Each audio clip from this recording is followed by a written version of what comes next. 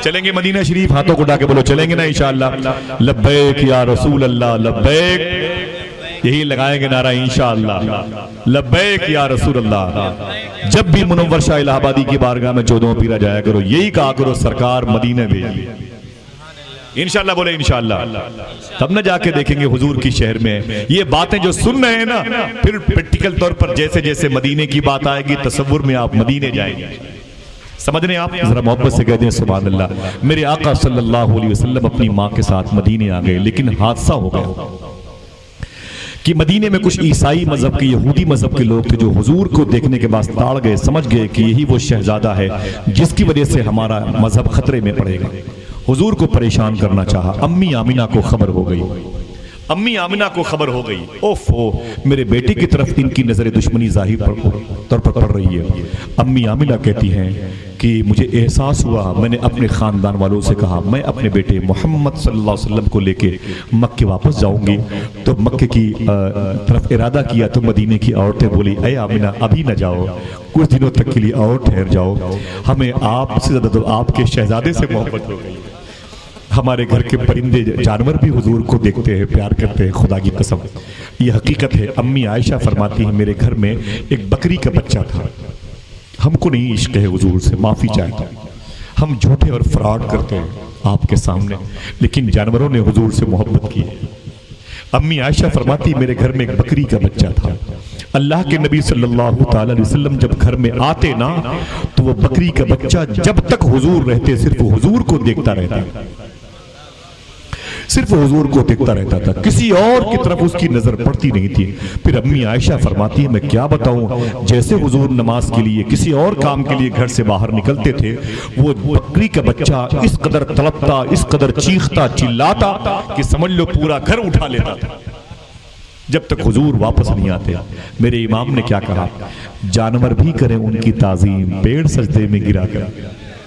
अल्लाह, अफसोस ये है कि हम हुजूर से वो मोहब्बत नहीं करते जो मोहब्बत हमें करनी चाहिए। दुआ करो अल्लाह हम सबको सच बोलने और हलाल खाने की तौफीक अता फरमाए, तो दिल हमारा मुसलमान हो जाएगा। जब दिल मुसलमान हो जाएगा तब इंशाअल्लाह हुजूर याद आएंगे। जब हुजूर याद आएंगे तो फिर आप जहां रहोगे अकेले नहीं रहोगे, फिर ऐसा मामला होगा इश्क़ रसूल कल्ब की गहराइयों में है, महफिल सजी हुई मेरी तन्हाइयों में, फिर आप एक भीड़ जमा कर लोगे, अकेले रहोगे इंशाअल्लाह। इंतकाल के बाद लोग आपको सलाम पेश करेंगे, आपकी कब्रों के बोसे दिए जाएंगे, वरना मरने से पहले मार दिए जाएंगे। हवस परस्ती हमें ले डूबेगी। दोस्तों आपको हुजूर पर दुरूद पढ़ना चाहिए, आपको हुजूर को याद करना चाहिए। मेरे आका ने बड़े गम झेले हैं। अम्मी आमिना कहती ना ना ना मैं अपने बेटे को लेके जाऊंगी, यहाँ के हालात अच्छे नहीं, ईसाई मेरे बेटे को घूर घूर के देखते हैं। अम्मी आमिना कहती है मैं अपने बेटे को, जिनकी उम्र कितनी थी, लेकर के जब हुजूर की अम्मी मदीने शरीफ से निकली मक्के शरीफ के लिए ना, तो बिल्कुल मिडिल में 480 किलोमीटर का रेंज है मदीना और मक्के का, एक एरिया है जिसे अबवा शरीफ कहते हैं, अलिफ बे वाव अलिफ, अबवा शरीफ। क्या कहते हैं, ऊंची बोले, वहां बस्ती नहीं है, बस पहाड़ों का इलाका है। अम्मी आमिना ने भी एक पहाड़ के ऊपर अपने काफिले वालों से अलग होकर के अपना मस्कन बनाया, अपना खेमे का पर्दा लगाया, जैसे मिलिट्री वाले लगाते हैं वैसे लगाया अम्मी आमिना ने। अम्मी आमिना की खादिमा उम्मे एमन भी हुजूर के साथ थी और 6 साल के नबियों का सरदार उनके साथ, उनका बेटा।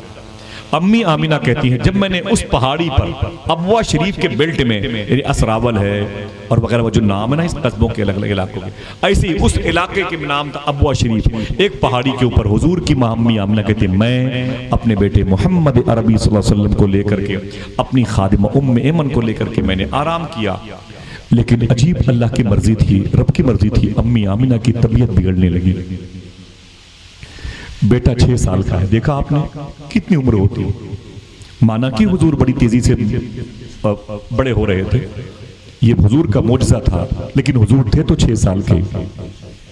अम्मी आमिना कहती मेरी तबीयत अलील हो गई, मैं क्यों कहूं और कैसे कहूं कि खराब हो गई।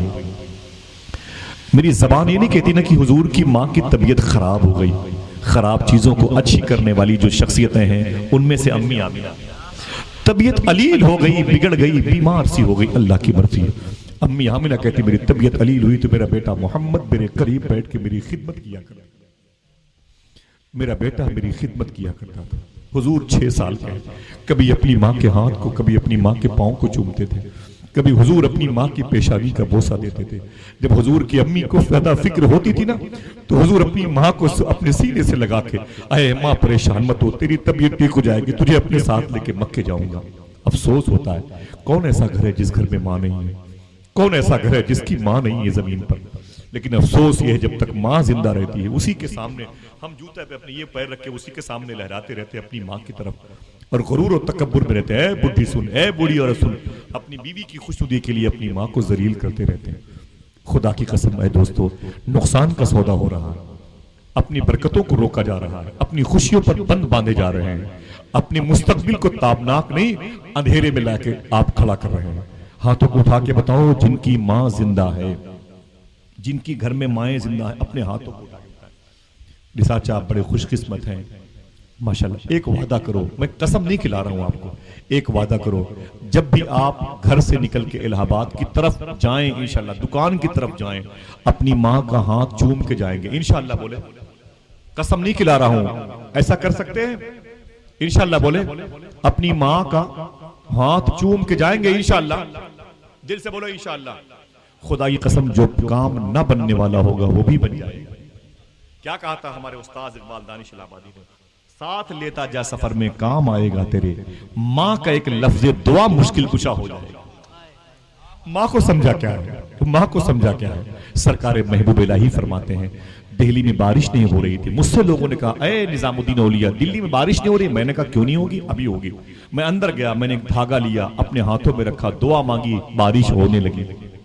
मुझसे लोगों ने कहा, अरे महबूब इलाही, आपने क्या मांगा, क्या कहा, क्या वसीला पेश किया, बारिश होने लगी?